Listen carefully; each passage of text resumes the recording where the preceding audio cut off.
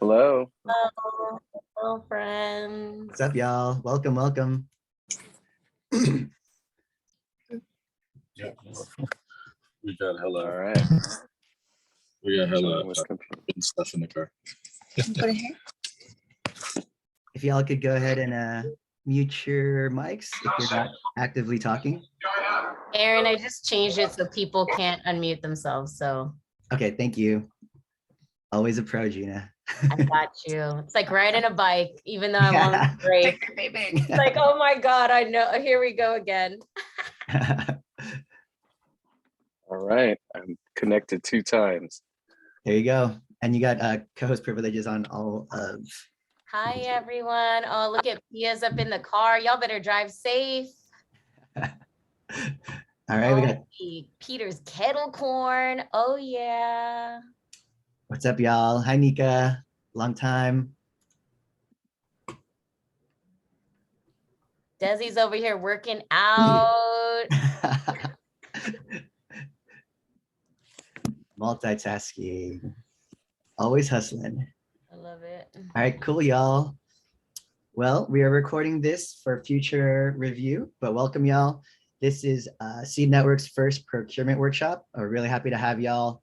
The run of show today is going to be Gina from Make It Mariko, sharing her journey, then Jason Angeles sharing his journey, and then Miguel, who's actually a professor at Stanford and Berkeley, is going to be giving us kind of a crash course on the best ways to position your business and get your business ready to receive procurement deals.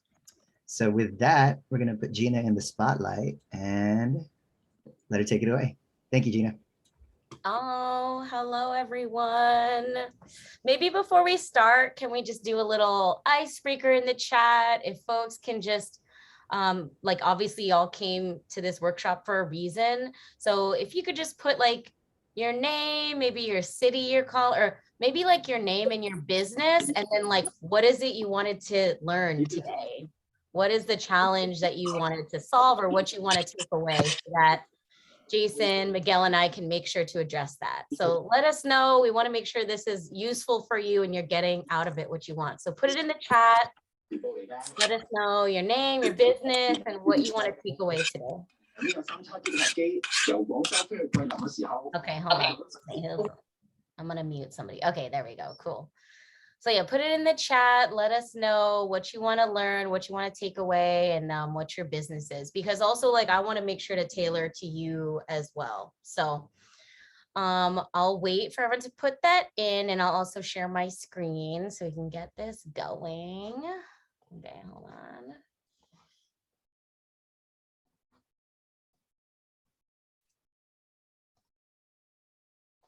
All right, here we go.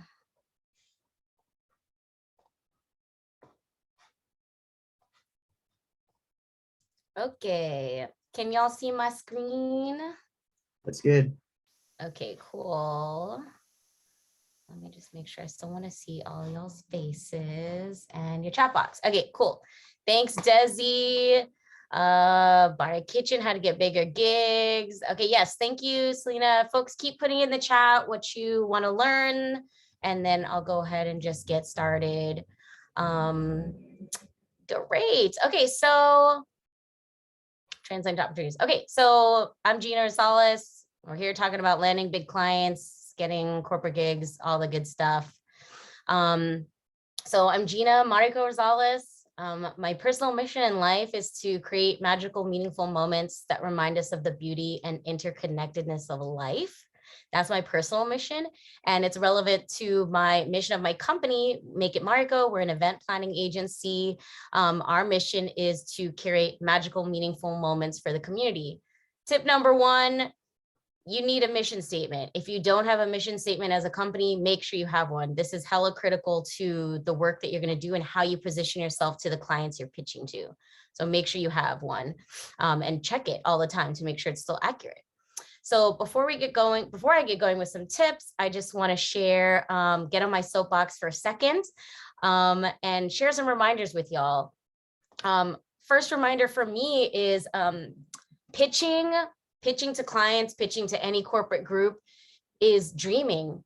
You're dreaming with your client about what is possible. And so this should be fun. It should not be stressful. It should be fun. It should be a creative process. You should be ideating, really thinking big. So have fun with it and remember that it's a fun thing and that it's exciting is why you got into the business. Second reminder is you are amazing. You have an amazing service to offer. So what you're doing in pitching to clients, no matter how big they are, whether it's Google, NPR, or a local nonprofit, you're basically just seeing if your values as a company align with their needs. So make sure you stand strong with that. And remember how amazing you are at this work and what you know. And my last soapbox reminder is if it's not a good fit, walk away. It doesn't matter how big the company is and how much money they're offering you. If this doesn't align with your mission or your direction as a company, do not feel like you have to do it just because it's Google or whatever. You can walk away, or if they're not adhering to your standards, you can walk away. And a lot of the time, if you say that you're going to walk away, then they really want to work with you, they'll come back and change their direction. So prioritize your needs. Okay, so I'll get off the soapbox now. A little bit about Megan Mariko. Here's some of the clients that we've worked with in the past, a broad range, and it's important to mention this and to list this on your site so folks know who you have worked with. Like it seems like a flex, but it's not. You're telling the truth. You've done this work. All right, so super quick for my tips. I'm going to just put it out here. Here's the Cliff Notes. Here's the Cliff Notes of landing big clients. I'm going to go, for me, I'm just giving a few tips. And then I'll go through each of these with just a few slides, but you could see the Cliff Notes here. If you take away nothing, just remember these 5 tips. And so let's get into it. I'm going to just go through each one. So first off, build a brand that reflects who your target client is. So who is that dream client that you want to land? Is it, a giant nonprofit? Are they, is it South by Southwest that you want to vend at? What kind of like CEOs do you want to consult with? Who is your target client? And then you need to go look at all of your external websites, social media, anything that reflects your brand, and ask yourself, is my brand reflecting the type of target client that I want? If you want to get giant food festivals, do you have pictures of yourself doing food festivals on your website? If you want to get tech companies, do you have pictures of you doing events with tech companies or listing other tech companies on your website? So do an audit of all of your external things and make sure that it's reflecting that. So here's mine. And on my site, I list my values up in center because I want these companies to also reflect my values. If the answer is no and your brand is not reflecting who you want, then let's work on that. So here's some like quick, super quick brand building tips. Using we instead of I on your website. Even if it's just you, nobody needs to know that. It's just you for now, but you're working on it. Even if it's just 2 of you, it doesn't matter. And chances are you're not doing this alone. You have a squad helping you, even if that's your husband or your mom or whatever, right? Tip number 2, like I said, make sure your entire brand reflects the company that you want to be, where you want to go, not necessarily where you're at now. So you don't have that big client yet, but you need to make that big client feel that they're in good hands. Clients want to see themselves in your portfolio. So you need to make sure that they're seeing that and they feel confident that, hey, this company, this person can handle how big of work we're going to give them, right? Tip 3, create your own opportunities. So you don't have a festival yet. You don't have, a big consulting client yet. Do it pro bono at the beginning, just to get it on your portfolio, or do a super discounted rate. Do whatever you need to do. Stage your own photo shoot, do your own event, whatever you need to do to get the professional photos to get on your site, do it.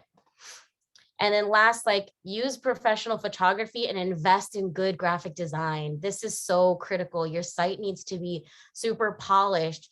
Big clients want to see professionalism. They want to see high-res photos on your site.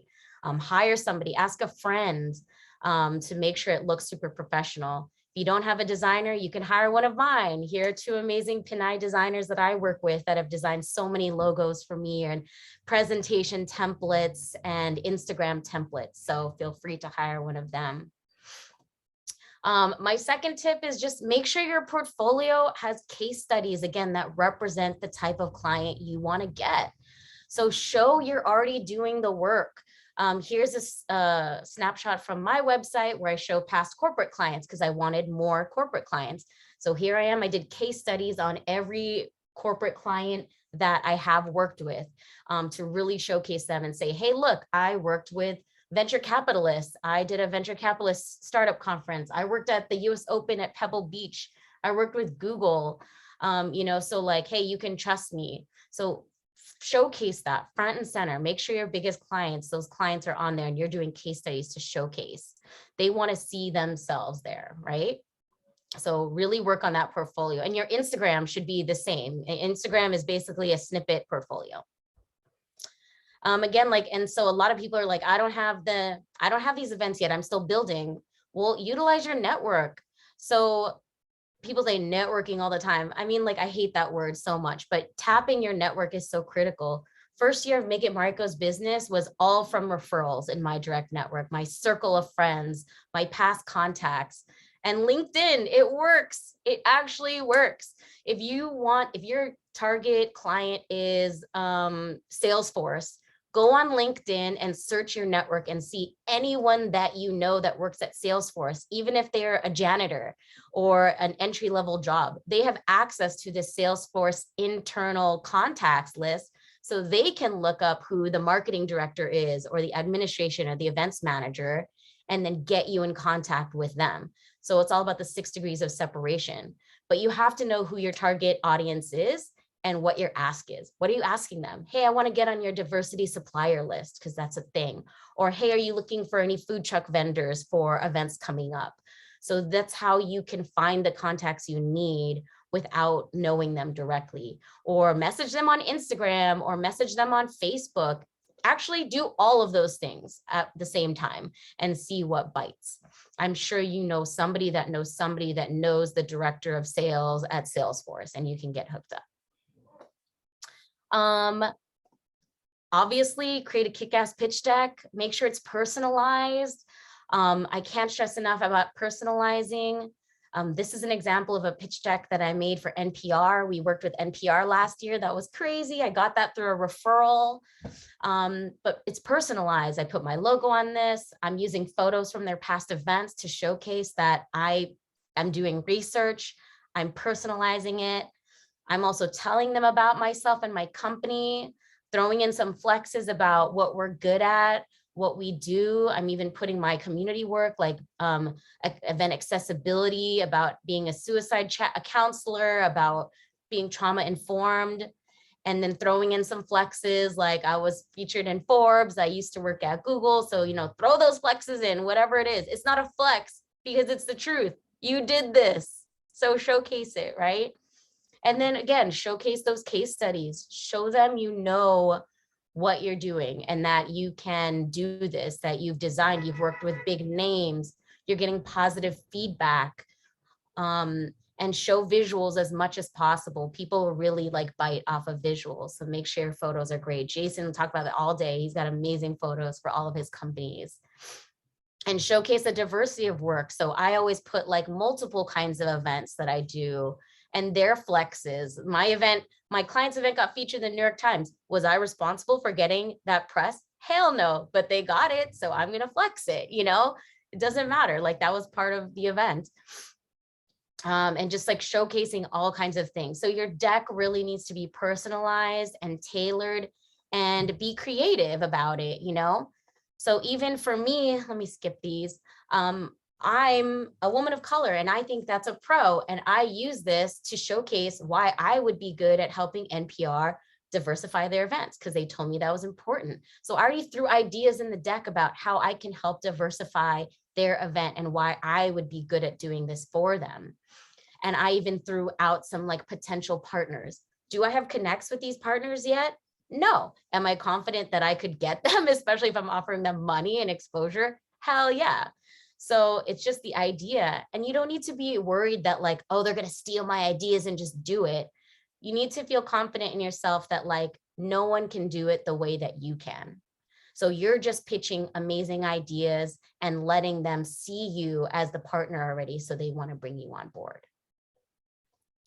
And then my last thing is just bring your energy, trust in your ideas, and stay true to your mission. So you go through the consultation, again, I'll go back to the soapbox and say that they're asking you to do something that you totally are not comfortable with doing. It's okay to walk away. I will say that all the time, because if you're taking a deal that goes against your beliefs, it doesn't matter how much money, it's not going to be aligned with your company, and maybe even your followers won't even like it. So really think deeply about who you want to work with and why, and don't be afraid to walk away, especially if they're undervaluing you. You'd be surprised, I won't name names, about which tech companies I've worked with and how they can be the most low-balling people ever. Don't stand for it. Stand for your rates. Tell them what your rates are, and be okay with not doing it if you don't feel comfortable. But if it is going to be worth it, you're getting huge exposure, then do it. Go with your gut. Trust your gut. All right, that's it for me. I know we're going to just go presentations and make time at the end for questions. So I will just pass it back to Aaron. Gina, that was amazing. Thank you so much. I'm learning all kinds of stuff. Wow, I'm blown away. And if anything's top of mind, feel free to drop it in the chat so you don't forget. And then next step, we're going to be passing it over to Jason, who will be sharing his experience What's up, guys? Large food contracts. So I'm going to put you in the spotlight. Okay, and I'm using two things at both my phone and my desktop at the same time, guys. So I'm just trying to oh, shoot. Did I lose you guys? You're still here. I see you on both. Okay, cool. You have a little bit of echo, so I'm going to mute your phone. Yeah, hold There on, you go. hold on. Okay, let me disconnect the Zoom. Hold on. Unmute. Shoot, here we go, guys. All right, can everyone hear me? Yep. Okay, man. All right, well, I was gonna just share some of the portals. Hi, I'm Jason Angelis, more focused on the food and beverage industry. Some of my current projects that I'm really pushing forward is IVSF Catering, Love Burn Chicken, Respectable Bird, Churreria SF, Sugar and Spun, Frozen Custard. And what I wanted to talk about today is getting those local contracts that a lot of us feel like is out of our realm. And my story, I don't have these great presentations like Gina. I'm not a Zoom expert, but I can talk about the story. It dates back to the onset of shelter in place, and we were just looking for opportunities, and word got around about a Great Plates program, and went to the business partners, and I mentioned to them, hey, we don't have any catering. We're kind of dead in the water. Let's see what this is all about. So I started digging. And a lot of it was going into the state of California's website, went into local counties' websites, both San Francisco and San Mateo County. And you have to go through a lot of onboarding and paperwork and deadlines and everything that they want. You have to do it to a T. It's just how the bureaucracy of local governments operate. And we were able to secure San Mateo County and partially Oakland during that time. It ended up being a great contract. I think we pulled in about $2.5 million for that. During that time as well, I was like, hey, this is, I have my forte in applying for food related contracts. And we secured a $2 million contract with Laguna Honda and SF General, Chan Zuckerberg, to provide their bread and pastries. So that's an ongoing one since the Great Plates ended. And I would say, as far as recommendations and people that are looking into that kind of realm, there is a lot out there.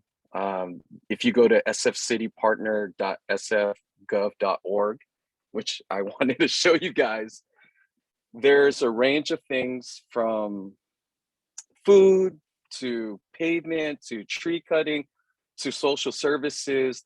There's a lot of different contracts that maybe your company might key into as far as your skill set, and maybe not. Maybe you can partner with someone to fulfill some of those needs. And from time to time, I check all of the local counties, both Alameda, San Mateo, and I even check the state type of contracts as well. But don't be afraid that your business isn't big enough, because like Gina mentioned, they look for businesses of color. They look for small to medium-sized businesses. They're not always trying to work with a lot of big corporations for these type of works. But I'd love to share more information if anyone's interested in that world of securing local and state contracts. You could email me directly. It's jasmark@gmail.com. If you have questions about doing food at major food events, that's not something I came prepared to talk about, but I feel like I'm pretty good at securing those as well. But thank you guys, and I wish I was a little bit more prepared with my screen. Thank you, Jason. That was great. I shared your email address in the chat, so maybe Yeah. be friends soon. You know what I'll do too? I'm gonna drop a bunch of the links to the websites that I wanted to share with everyone as well. That'd be awesome. Cool. So save your questions for the end. Next up, we are going to have Miguel drop some knowledge on us. All right. Thank you, Aaron. Good evening, everyone. Can you hear me? Fine? Thumbs up? All right, beautiful. I am soft-spoken at times, but I'll try and holler out and make sure you guys hear me. So if you are looking to be to do federal work, there are some very basic steps that you need to follow. I've been doing federal contracting now for 30 years. And have worked for almost every federal agency in the Bay Area, from the Air Force, the Army, the Navy, the Corps of Engineers, National Park Service, GSA, you name it, I've worked for them. And they all have their own particular way of doing business. But the very first way to get into doing federal contracting is not being certified. It's simply being registered. So I will make sure that that Aaron gets these websites, but the very first thing you have to do is have an EIN number. If you don't have an EIN number, you're going to hit a roadblock. Employee identification number. Once you have that, then you need a MPIN number, a marketing partner identification number. Make sure that you get that number, that information as well. You also are going to need something called a NAICS code. Now, all of you sell something or want to sell something. And the great thing about it is the federal government pretty much buys everything. If you're selling pencils, they buy a lot of pencils. If you're selling professional services, they buy a lot of professional services. If you're a constructor, contractor, electrical engineer, mechanic, it doesn't matter. The government buys it. But here's the important part. Where do they buy it, and what's the code they use to identify what you sell? So I am going to, I believe I have, this one I pre-typed, so I just put it in. It's called NAICS.com. Very simple website. You basically put a keyword in, like food services, and it will show you everywhere in the country where those products are sold and tells you what the code is. That's the most important thing, is you need to know your buying code. Once you know your buying code, and you may have 5 buying codes, the government, they're really big on codes. They're not really good at making sure they make all the codes the same. So you may sell food services and they may identify in 4 different locations. So part of what you have to do is recognize, like in construction, it's something that I know. There are over 40 codes for construction. So if you're selling construction services, you need to know exactly which code. Once you know that code, then now that you have your MPIN number and your EIN number, you can go to the holy grail of databases, and that is called SAM.gov. SAM.gov is the federal holy grail of contracting. You can't get in there until you register. You don't have to be certified for anything. You simply need to follow the process and get certified, registered in SAM.gov. Once you're in SAM.gov, you can enter your NAICS code. And you can select, I only want opportunities in California.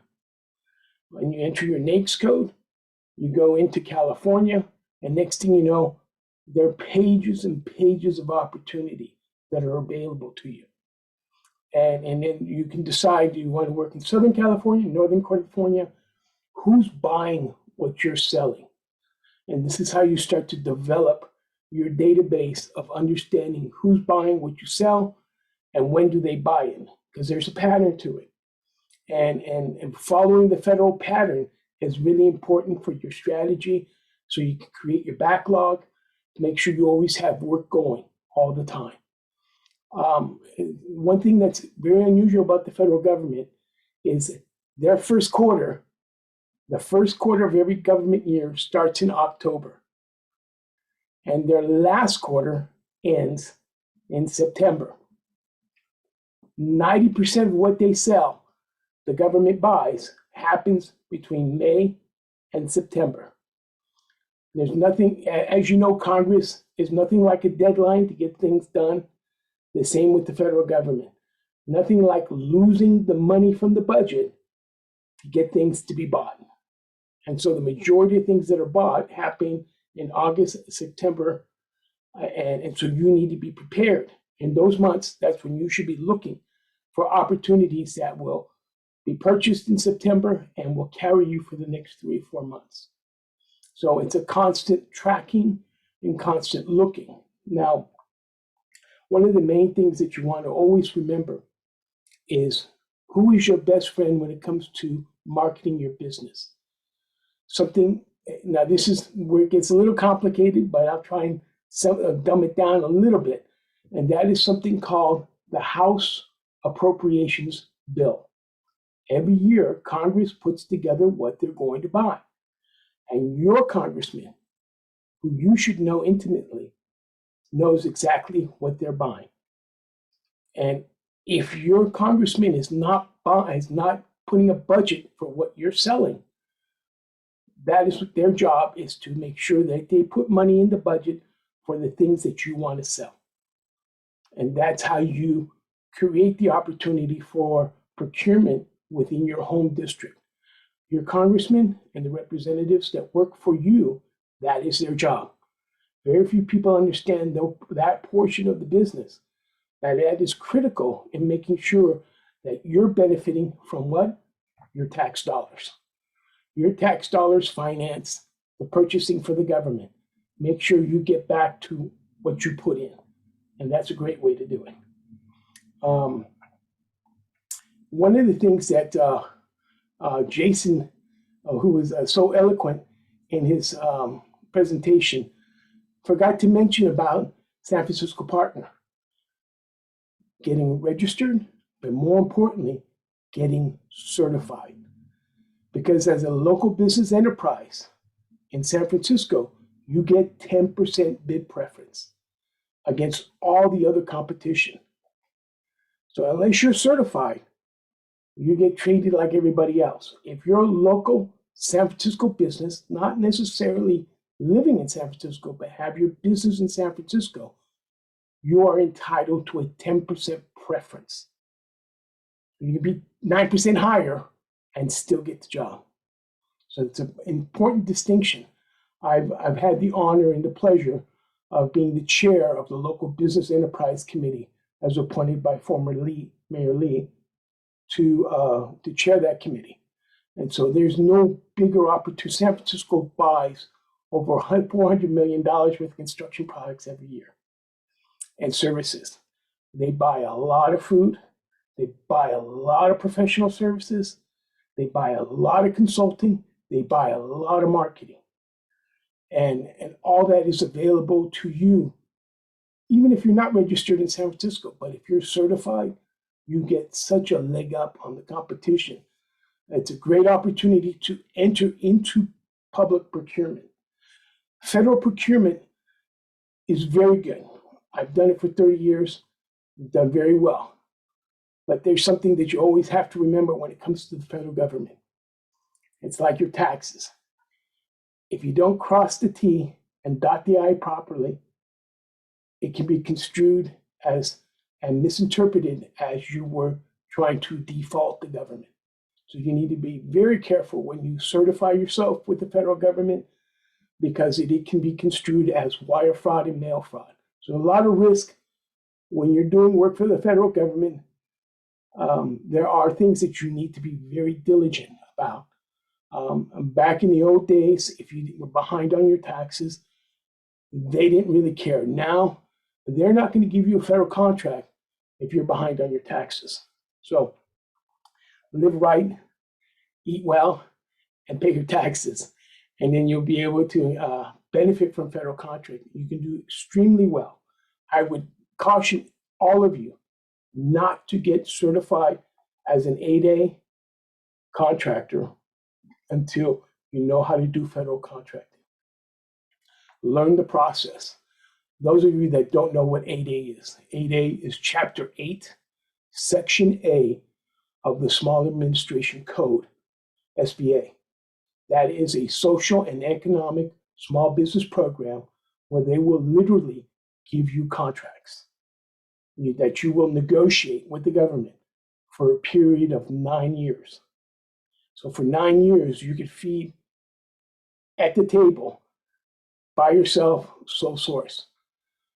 Unfortunately, people get into the program, don't understand federal procurement, and waste 4 or 5 years, not knowing what to do, how to do it, when to do it, and where to do it. And the next thing they know is they figured it out in year 5, and now only have 4 years left. And now you do really well for 4 years, but you wasted 5 years in the front end. So my speech for the day, so to say, would be: don't sign up for a small business program that you don't understand. Once you have experience doing procurement work, then slowly work into it. If you do construction work, if you don't have bonding, if you don't have a line of credit, there'll be opportunities for $1 million job with 15, 20% markup. And you'll have to say goodbye to it because the federal government will say, this job, we'll give it to you, and you can't perform, and you can't handle the cost of it. So be very careful about what you jump into.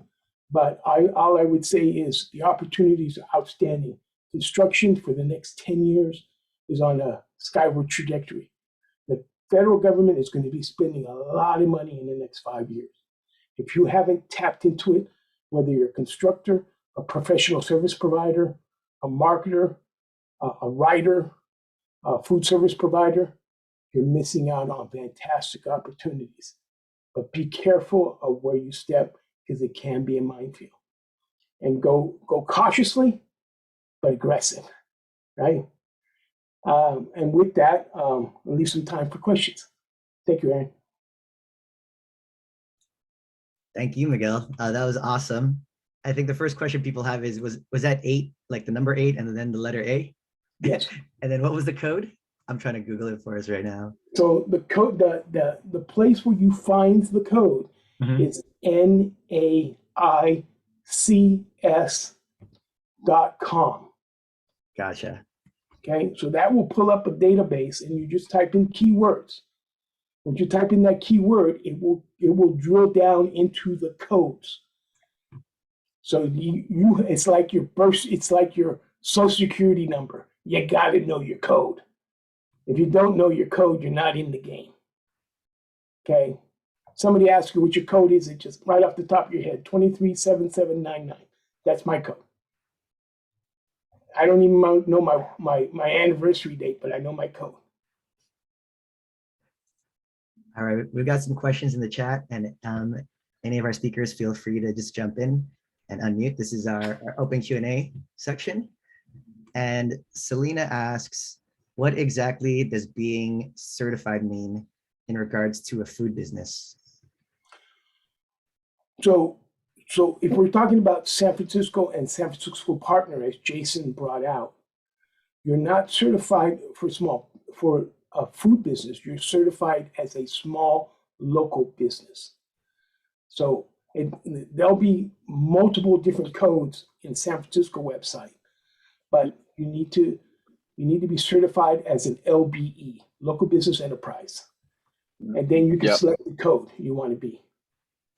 Yep, that's correct, Miguel. There's two certifications. There's the 12B declaration that needs to be certified, and then the 14B. And it's mainly just like hiring practices, who you are, submitting out the paperwork, and then it just gets verified and then approved.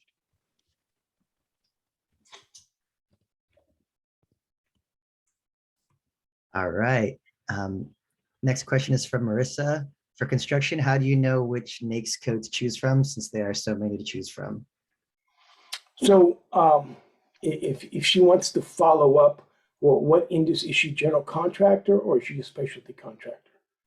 So if you're a specialty contractor, so I'm just going to tell you right now, I know these by heart. So 236 is general construction. So whether you're doing dormitories or housing or anything vertical construction, building an office building, it's 23.6. And then there'll be three more numbers, but those are the first three. 23.7 is heavy civil engineering, concrete, foundations, earthwork. 23.8 are specialties, electrical, mechanical, plumbing, tile setting. So those, the codes, the first three are like, it's like a book. 23 is construction, 23.6, 23.7, 23.8. And it tailors down like that. So depending on your specific code, you look for the first two, that takes you to the chapter, then you need to go to the page, and then you need to go to the paragraph, and then you need to go to the sentence. That's how it breaks down. All right. Ebony, we're gonna skip the funding questions for now and kind of focus on these procurement contracts. But Desi asks Miguel, how do you use political clout to sway federal procurement decision-making after you get the congressmen to put in a budget line item for you? That's very specific, Desi. That's called quid pro quo. That's go to jail straight. You don't do that. Not a good thing to do political action in that fashion. What you want to do is understand who's buying what. So you look at, for instance, I'll give you a classic example. The National Park Service in San Francisco has tens of thousands of acres and hundreds of buildings. And they have a priority list of 200 projects. And they score their projects numerically. So the project that has 100 score is going to get funding. Where do you find that information? How do you know? And it's going to be a historic restoration of some foundations. How do you build your capacity? This is 2 years down the road. It's not going to happen tomorrow. It may happen in 2 years. So now you start to develop your resume. You start doing foundation work so that you can prepare your business to be able to look favorable. And then when you see the opportunity, you say to the government, when you're 8A, you have a hunting license. And you simply just go to the contracting officer and say, hey, I know you have this project coming up. And the contracting officer scratching his head saying, how does he know that? He doesn't know that you know how to look it up in the House Appropriations Bill. And so you say, you know, this job is coming up next year, and I have the capacity. I know how to do historical foundation. And you could read what the job requires, and you just regurgitate it back to them. And they're saying, this guy walks on water. Why wouldn't we give him the job? And he's prepared. We're going to give it to him sole source. That's how you use the information that the Congress people put together to benefit you so that you can shine and that you can have, as Gina says, a kick-ass pitch deck. Awesome. Question for Gina. What type of industries pay the most? I think personally, so if you're going for tech companies, it's really important to understand that there's different branches to who's going to do different things. If you are looking for like events or you're a consultant or whatever, there's marketing departments and then there's internal events. So internal events are usually run by administrative business partners, administrative assistants, facilities managers. Internal events are like for the employees of that company. Those budgets are normally smaller because they're really limited because it's for the employees of the company and it's like set every year. Marketing teams have way bigger budgets. So if you're, the marketing directors, they're looking for content creation, they're doing a brand launch, they have huge budgets. So those are like way bigger, but they're also super harder to land and normally have to go through way more contracting in order to get there. Actually, one of the bigger clients is like UCs, like schools. So I recently worked with UC Berkeley. They have a side group, like part of the school that has large budgets as well. So like UC schools, things like that, they have like big budgets that are funded differently. I think those were some of the biggest ones that I'm working with. And yeah, and you'd be surprised some of the companies that are super huge, how small and limited their budgets can be too. Thanks, Gina. Jason, did you want to talk about the counties a bit and understanding which ones are willing to pay for your services? Yeah, well, I did want to mention that when you do bid on these contracts, you got to read through the details and sometimes contact the POC and understand what they're willing to pay for your product and to see if it's even worth your time. And this is in reference to our bread and pastry contract. Once we started talking to a lot of the contacts at Laguna Honda and at SF General, they were used to paying $1.50 for a cupcake, which, I mean, that squeezes the margins to, I think 25% profit is what we're making on a $1.50 cupcake. So there's some things we make money on, some things we don't. So it's like really understanding if the opportunity is even worth your time. So the devil's in the details. You got to dig, call, ask as many questions. There are those bidding pre-sessions for most opportunities. And if you're able to get in early enough, jump into those Zoom meetings, ask as many questions as you can, get the contacts, and then decide at that point. But Desi also asked, do I do different menus for the government contracts? I think it depends on the contract, Des.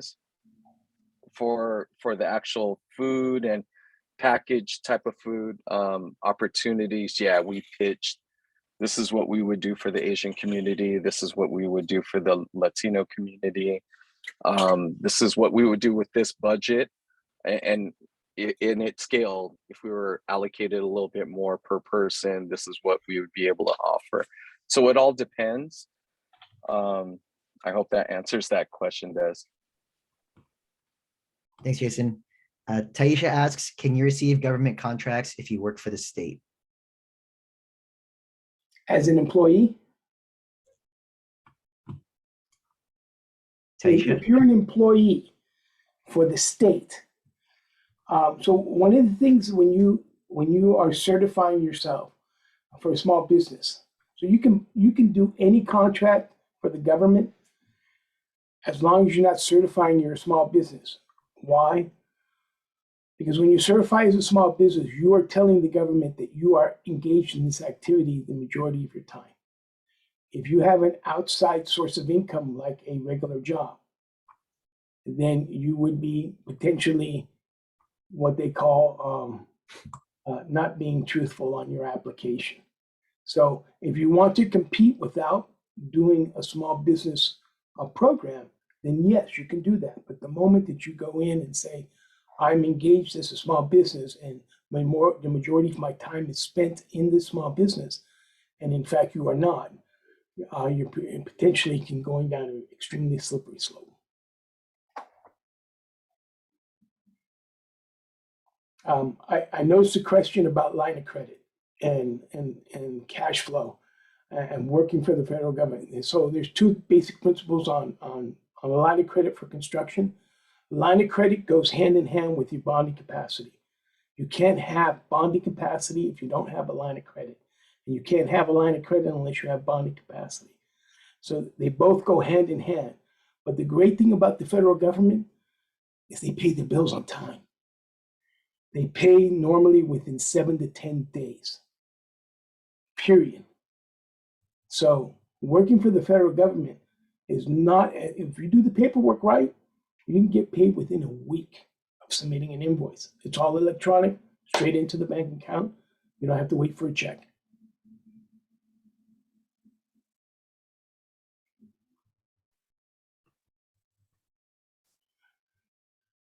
Any more questions? Could I just add something, Aaron? Absolutely.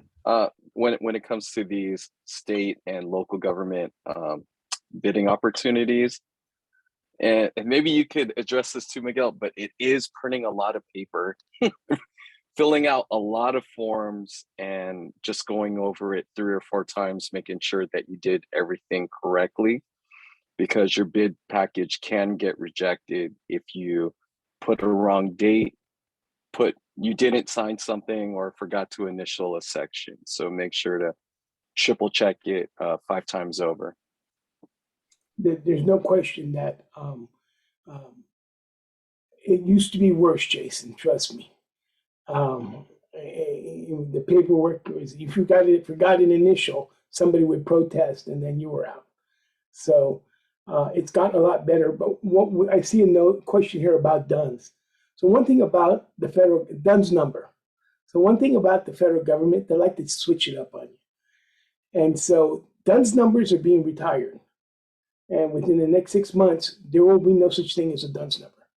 It'll be called a unique ID number. And so just something else to keep in your bellywig, that you just simply type it in, DUNS phase out in the website, and you will see that there is something called a unique ID. So that is being replaced by DUNS, and you will need a unique ID number to get registered as well.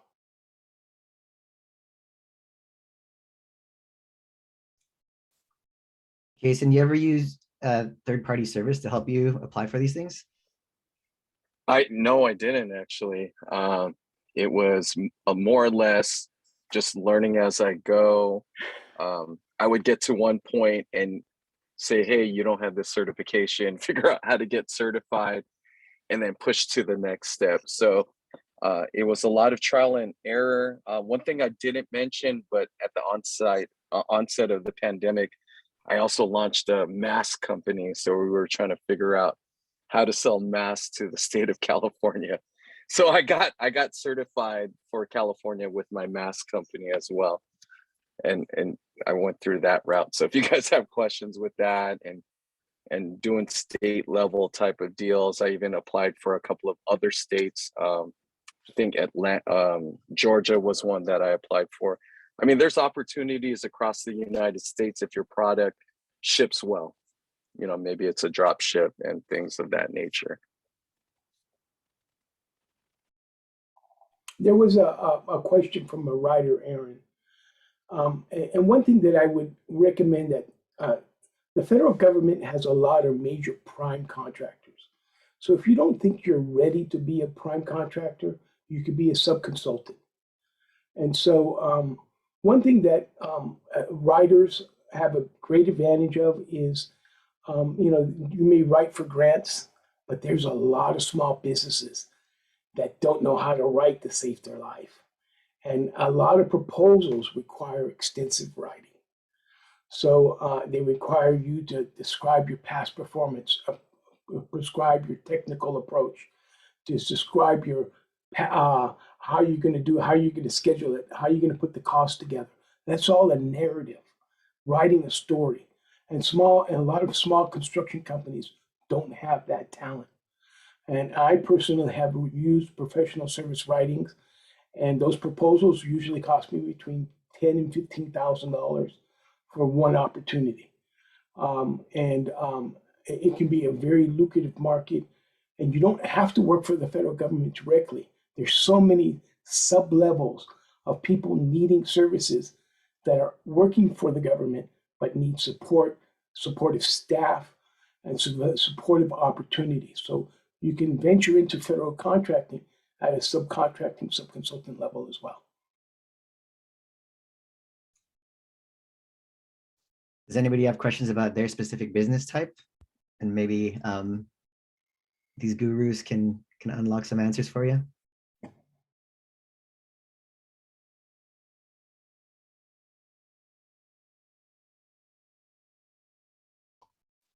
One thing I'll also just say too is like, just get creative. Like, don't wait for people to come to you. If you have a dope idea for a company or your target audience, create a pitch for them, then go to LinkedIn and find somebody to pitch it to and pitch them an idea. So you don't need to wait for people to come to you. If you have something really amazing, offer them something, come up with something creative. And a lot of the times, even if they don't like that idea, they'll just like your energy and be like, well, we don't have budget for that, but we have this.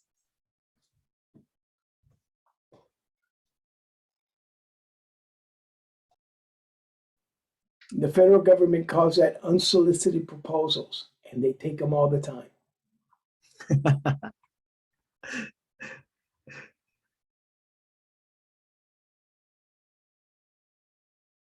Give it another minute.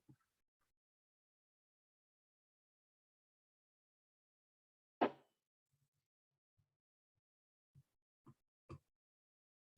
ahead, Melanie. I think you can unmute yourself. Go for it. Hello, everyone. Good evening. So my question is, like all the contract stuff was kind of confusing to me, but this is great information. But so I'm a Reiki practitioner, and I've worked as an OT for like over 15 years. So well, I pitched an idea to my workplace, working with the elderly. Initially, it was for the participants or our patients, but that didn't go so well. So I pitched workplace Reiki for the staff. I have an EIN number as an OT, but like if I became a Reiki practitioner, like with the company, do you know like how that works by any chance? Anybody? Sorry, so you work for this company already, but you're pitching to do another role with the company that's outside of your current job? Right. Yeah, that's like a little tough because that was something for me too. You can ask them if they're willing to set you up as like a separate vendor, because you're going to have to be paid separately because this is outside of your work. But a lot of companies, it might even be a conflict of interest for them to pay you when you're already an employee there. So you should just talk to somebody in HR to see if that's possible, if they're willing to set you up as a separate vendor. Okay, because I kind of like, I've kind of tried to step away from the OT world. I told my manager straight up that I was like, I'm not excited for the OT work anymore. It's just like too much. But I told her that my passion is now in Reiki. And so she wasn't really willing to like listen to me. So that's why I kind of went to another group, which is the Health and Wellness Council for our company. And I was like, hey, staff are stressed out because it's high turnover, right? Like staff are stressed out. Like I know what the work entails, and so like I want to be able to help keep your staff. I didn't say it like that, but that's pretty much what I was saying, right? So yeah, so like I would just say talk to HR or talk to your boss. Talk to HR or talk to your boss and say, here's the deal. Is it okay that I'm going to get paid as a vendor, a contractor for this other work because it's not related to my job? And make sure you get that in writing on email somewhere. oh, okay. But Gina, do you think if I kept it just like the rate that I am making as an OT, like I'd be fine with that? Is that okay to do? It's up to your boss. If your boss is Okay. paying you and they're like, okay, fine, I'll continue paying you, but instead of doing this work, you're not going to do this work. It doesn't even matter. That's between you and your manager. Okay, cool. All right. Thank you. The only thing I would caution Yes. is when you commingle independent contractor and employee, your company takes a tremendous risk, because if you get hurt and you file workman's comp, or you're independent or you're employee. If you are employed and you're saying you want to take the same wage, who's paying the taxes? You owe those taxes as an independent contractor. That's back on you, right? So now, yes, you may be making the same value, but now you owe Social Security, workman's comp, SDI, SUI. Those are what you have to pay now, right? So in reality, you're not making anywhere close to what you were making. Got it. Okay. So you Okay. need to add another 40% to your current salary to make up for the taxes that you'll have to pay as an independent. Good point. Oh, awesome. Thank you. You're welcome.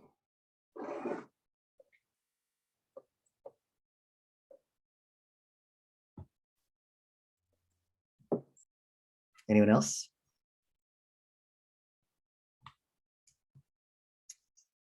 All right, y'all. Wait, we've got something from Peter and Cecilia.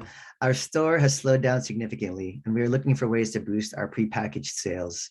We are really interested in getting government contracts and have the ability to do big volume orders.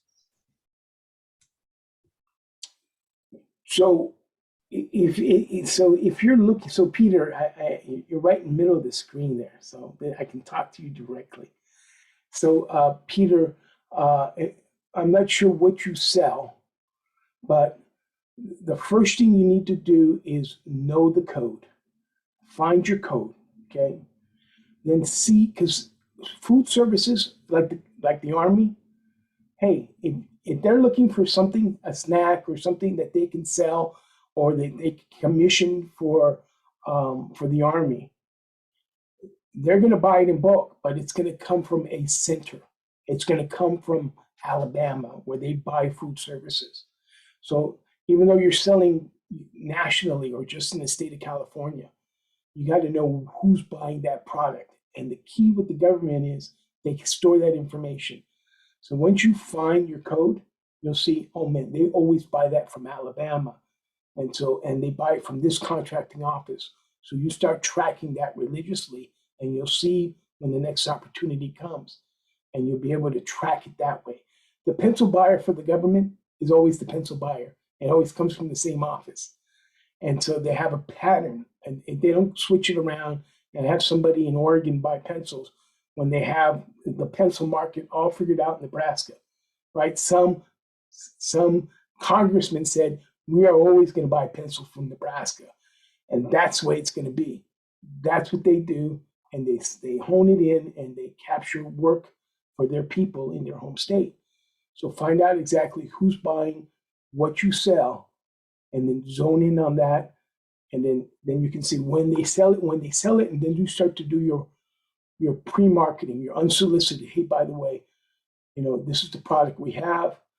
They may not be able to put it aside and say, you have to buy Peter's product, but they'll write the solicitation that says, it's got to have nougat, it's got to have chocolate covering, it's got to be this and that. And it's, oh man, that's a perfect fit for us. And so when you submit the proposal, boom, you're in the money. And Peter, Jason also recommended looking at the state level here in other states And he also mentioned that corporate events are starting to pick up and people are going back into the offices soon. So that's one angle.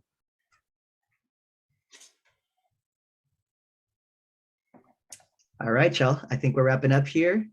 We are going to distribute this recording via YouTube after the webinar. I want to give a huge thanks to Gina, Jason, and Miguel.